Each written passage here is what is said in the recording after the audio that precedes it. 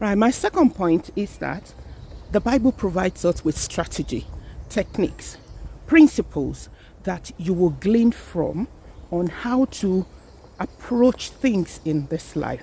For instance, we've got laws, we've got commandments, you've got principles like the principle of sowing and reaping.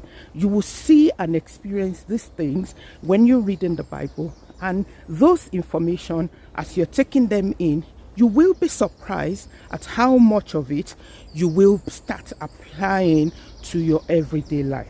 A very good example is the principle of sowing and reaping. That principle applies, you can apply it to any of so many aspects of life.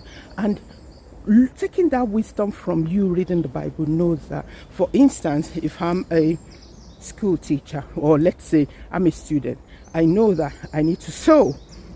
My sowing is spending time in my studies, and I will reap the reward of good success. Now, learning that principle would help you to apply it to your life, and you get that from reading the Bible. So that's my second reason why we should read the Bible. I hope you're getting value from this video.